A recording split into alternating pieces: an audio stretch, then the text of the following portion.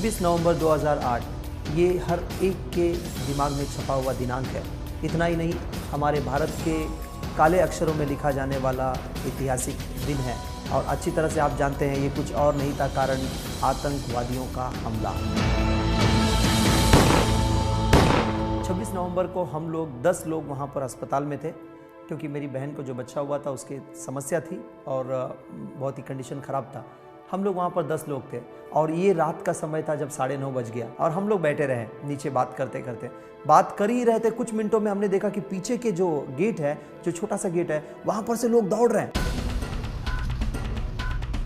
देखते समय में हमको आवाज़ आया, गोलियों की आवाज़। मैंने अपने कानों से सुना कि ये गोलियों की आवाज़ है और मैं सन्न हो गया। मैंने कहा कुछ तो गड़बड़ है, चलो भागो अंदर। और फिर हम लोग दौड़े, फिर हम लोग वार्ड में गए और सब लोगों से हम लोगों ने कहा जल्दी जल्दी छुप जाओ, जल्दी जल्दी छुप जाओ। और किसी प्रकार से हम लोगों ने सबको छिपा लिया, लाइट बंद कर दिए, दरवाज़ा बंद कर दिया, हम सब लोग छिप गए। जब हम लोग छिप गए मैंने देखा कि बाहर का कॉरिडोर का लाइट चालू है और मैं दौड़ा गया बंद करने के लिए। जब मैं दौड़ा गया तो मेरे जीजा जी और मेरा दोस्त दोनों मेरे पीछे आए और हम लोग स्विच ढूंढने लगे, बटन ढूंढने लगे कि कहाँ पर है बंद करने के लिए। और फिर हमने पाया नहीं। जब नहीं मिला तो मैं जैसे ही पीछे मुड़ा मैंने देखा मेरे सामने कसाब और अबू इस्माइल गन के साथ में खड़े हैं, जिसका नाम तो मैं नहीं जानता था, परंतु इतना देख रहा हूँ कि 2 लोग मेरे तरफ आ रहे हैं, एक लंबू है और एक टिंगू है। एक गन को लेते हुए आ रहा है और मेरे सीने पे गन रखकर मुझको बोलता है और मुझसे पूछा तू कौन है रे। मैं समझ नहीं पाया क्या कह रहा है। मेरे जीजा जी से पूछा तू कौन है रे। उसने कहा साहब मैं क्रिश्चियन हूँ। फिर उसने मुझसे पूछा तू कौन है रे। मैंने कहा साहब मैं भी क्रिश्चियन हूँ। मेरे दोस्त से पूछा तू कौन है रे। उसने कहा साहब मैं भी क्रिश्चियन हूँ। अच्छा क्रिश्चियन है क्रिश्चियन है तू, आजा आजा आजा, सो जा सो जा इधर सो जा सो जा।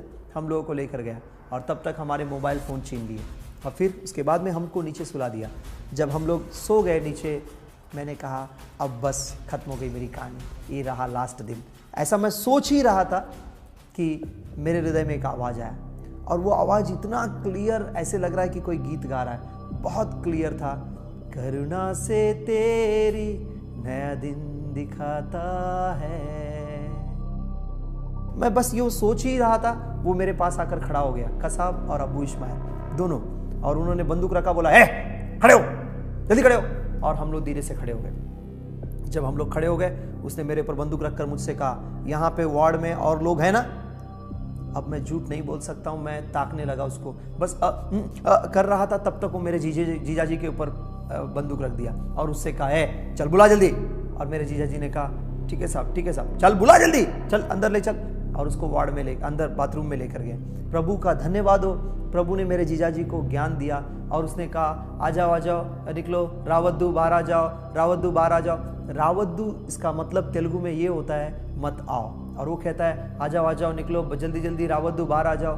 तेलुगु में कहता है मत आओ, फिर बाकी भाषाओं में कहता है आ जाओ। और फिर वो तब हमारे पास लौटा और हम तीनों को बोला ए चिपक जाओ। हम लोग तीनों के तीनों दीवार में चिपक गए। तब उसने कसाब अबू से पूछा मारू क्या। अबू बोलता है रुको और लेके आता हूँ, और वो धीरे से गया ढूंढने के लिए। पता नहीं कैसे उसको एक वॉचमैन मिल गया और उस वॉचमैन को पकड़ कर लेकर आया और हमारे साथ में खड़ा कर दिया। हम 3 खड़े थे, वॉचमैन उसी हॉस्पिटल का वॉचमैन आकर हमारे साथ में खड़ा हो गया और वो पीछे से अपना बंदूक लिया और मारना शुरुआत किया। खट खट खट खट 4 बार आवाज़ आई। हमने अपने कानों से सुना 4 बार गोली, बंदूक की आवाज़, लेकिन एक भी गोली उसमें से नहीं, एक भी गोली नहीं निकली। 4 बार बंदूक की गोली आवाज़ सुनी, गोलियां नहीं निकली। थोड़ी देर के बाद मैंने आवाज़ सुना धाड़। मैंने कहा ये क्या आवाज़ है। धीरे से पीछे मुड़कर मैंने देखा कौन है। धीरे देखा तो ये दोनों के दोनों बाथरूम के दरवाजे के बाहर चले गए और बाहर से कड़ी लगा दी। हम तीनों ने घुटने टेक कर प्रार्थना करना शुरुआत कर दिया। तो चमत्कारी तौर पर हम 4 के 4 लोग बच गए और जितने लोग अंदर थे सब लोग बच गए।